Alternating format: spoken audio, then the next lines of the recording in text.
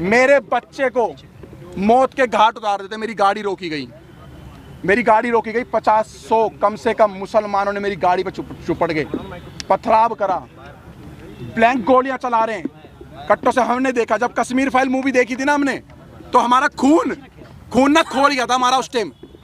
लेकिन जब हमारे ऊपर भी थी ना, तो मुझे पता है मैंने उस नन्हे से 1.5 साल के बच्चे को कैसे बचाया है।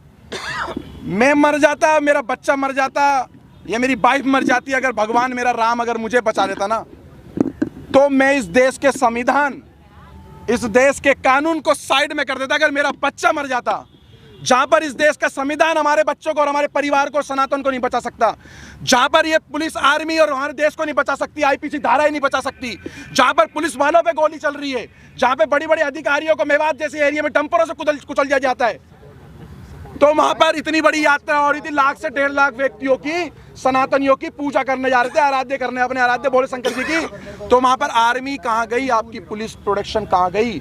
500 पुलिस वालों से 1.5 लाख बंदों की सुरक्षा आप करवा रहे थे। मैं आपको सच बता रहा हूं, मैं कोई आपको झूठ नहीं बता रहा। जब मेरी गाड़ी में आप गाड़ी में कितने लोग थे, किस तरीके से, कितने बजे की गाड़ी में हम 7, अचानक क्या हुआ वो बताइए। हम लोग 7 से 8 जने थे।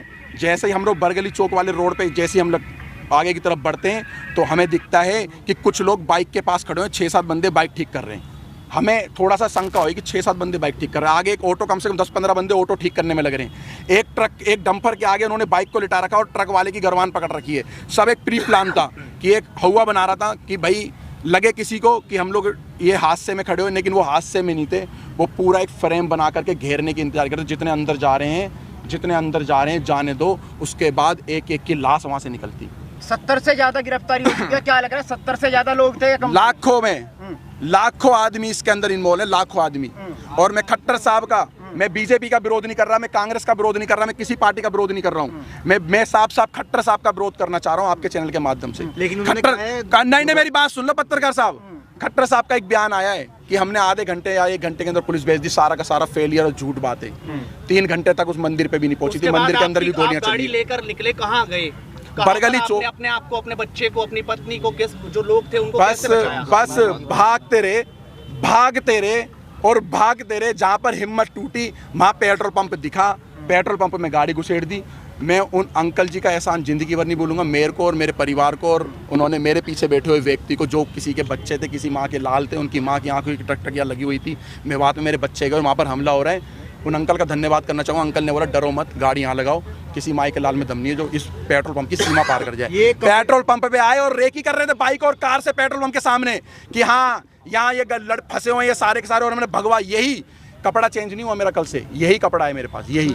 इसको देख के टारगेट कर रहे थे कि अगर वो सारे का 200-250 की संख्या में आ जाते तो हमें पेट्रोल पंप पे ही मार देते, तो पेट्रोल पंप पे भी आग लगा देते। गोली भी चली? मेरी गाड़ी पे गोली नहीं चली, मेरी गाड़ी के सामने से बिल्कुल गोली गई, हवा में गोली फायर करी उन्होंने कट्टों से। और ऐसे वेपन उनके हाथ में थे जो दिल्ली पुलिस के भी हाथ में ऐसे हथियार नहीं थे, आर्मी वालों के पास भी नहीं होंगे। मैं कहा दिल्ली पुलिस, हरियाणा पुलिस के हाथ में ऐसे हथियार नहीं थे, इतने बड़े बड़े आतंकवादी हैं सारे के सारे। मैं आपको बता देता हूँ शुरुआत कहाँ से हुई है। हम फरीदाबाद से जब निकले हैं अपने वाहन से, इनकी गाड़ी हमारे से आधा घंटा लगभग पीछे थी, आधे से पौन घंटा, किलोमीटर के हिसाब से नहीं बता सकता, मगर जिस समय हम लोग वहाँ से जा रहे थे, रास्ते में हमारी गाड़ी के पीछे 2-3 बाइक वाले लगातार चल रहे थे, जो फरीदाबाद से नूह और मेवात तक थे। हमें शक तो हो रहा था कि शायद हमारा पीछा करा जा रहा है, हमारी रेकी हो रही है। हमारी किसी भी टीम के पास किसी तरीके का कोई भी ऐसा सामान और ऐसी चीजें नहीं थी। अगर होती तो हमारे पास महिलाओं और बच्चों को हम नहीं लेके जाते। केवल शोभा यात्रा थी, जो पिछले कई वर्षों से वहां पर शोभा यात्रा चलाई जा रही है, और शोभा यात्रा में जल चढ़ाया जाता है, पूजा पाठ करी जाती है, और उसके बाद उन मंदिरों से अपने अपने स्थान वापस जाया जाता है। मगर वहां पर जिस तरीके से भीड़ थी, सबके कानों में छोटे वाले वो ईयरबड लगे थे।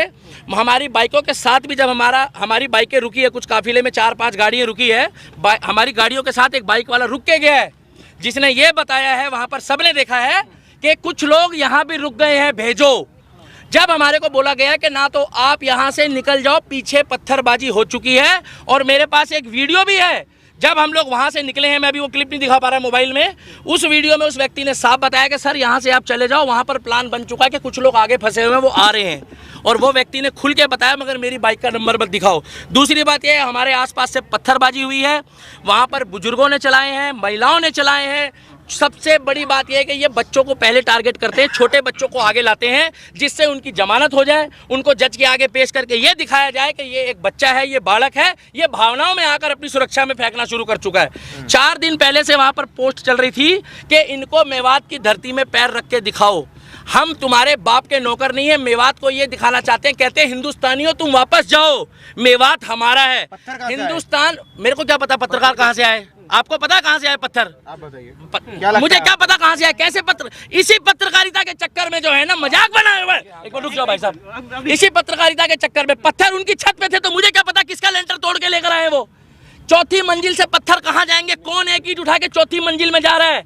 बाइक का शोरूम लूटा जा रहा है, हिंदुओं की दुकानों को टारगेट किया जा रहा है, और केवल वहां पर जब दिख रहे हैं मुसलमान, एक जगह कहा जाता है मुस्कुराइए आप लखनऊ में हैं, और एक जगह कहा जाता है बच के रहिए आप मेवात की नगरी में हो। ये फर्क देखा जा रहा है। पूरी तरह से फेलियर था, बिल्कुल फेलियर था। अगर अनिल विज की वहां पर 700 पुलिस थी, 700 पुलिस उन्होंने बताया है, उनके हाथ में हथियार थे जो सरकारी होते हैं संवैधानिक तौर पे, वो सारे बेकार थे, बोकस थे, कहीं कोई लाठीचार्ज नहीं हुआ, वो मूक दर्शक थे। आपके पास वीडियो क्लिप है, आप देखिए। और अगर ये लोग वहां डटकर खड़े नहीं रहते, हिंदू ये वहां लड़ने नहीं गए थे, ये पूजा पाठ करने गए थे, जितने हमारे सनातनी भाई है इनका बहुत बुरा हाल होता। और मैं आपको गारंटी दे रहा हूं, जो सरकारी आंकड़े अभी आ रहे हैं वो सरकारी आंकड़े ठीक नहीं है। अच्छा, घटना का सारा ठीकरा मोनू मानेसर पर फोड़ा जा रहा है। वो तो बोलने को तो मोनू मानेसर पे ठीक है, कश्मीर का भी फोड़ दो, फिर अगर मोनू मानेसर ने करा तो पश्चिम बंगाल में भी फोड़ो, हरियाणा में भी फोड़ो, उत्तर प्रदेश में भी फोड़ो, और आपका क्या नाम है जो मणिपुर में घटना हुई उसके लिए भी बोल दो। मोनू मानेसर का उस घटना से क्या लेना था? ना मोनू मानेसर हमारे साथ था, और ना हमारा सनातनी होने के नाते उस समय कोई मतलब था।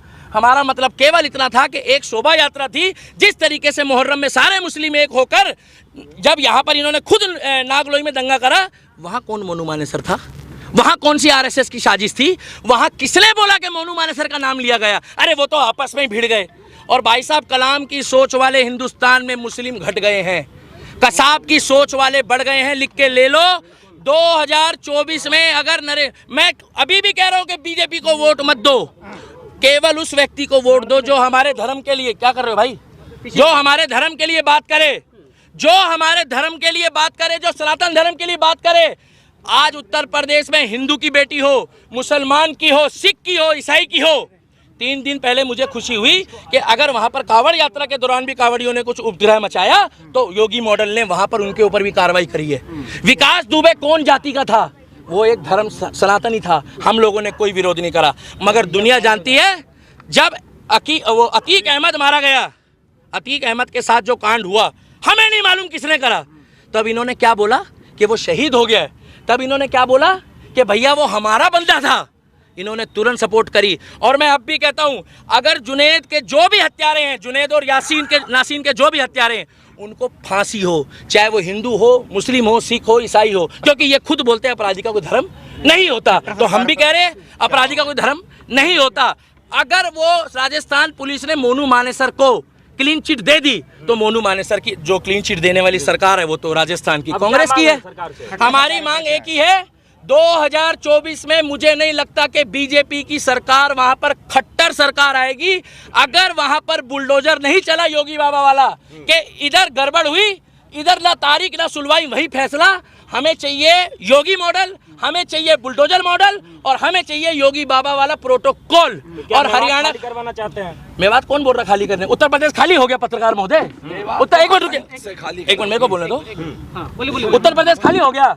कौन मुसलमान परेशान है उत्तर प्रदेश में? कितने मुसलमान भागे वहां से? भाई साहब पत्रकार हो, अपने मुंह से जवाब दो, कितने भागे वहां से?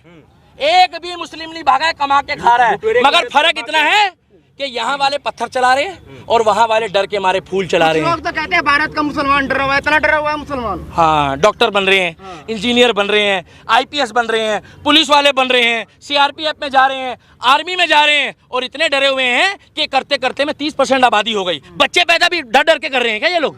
क्या डर के खौफ में बच्चे पैदा होते हैं? पुलिस तो वहाँ थी।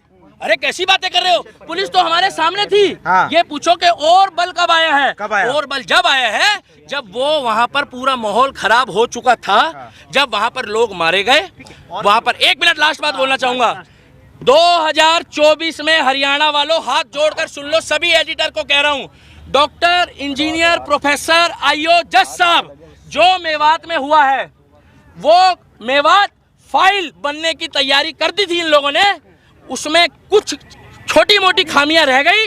वहां पर आज भी खेतों में हमारे हिंदू भाई पड़े हैं। मैं हाथ जोड़ के कहता हूं उनका रेस्क्यू कर लो।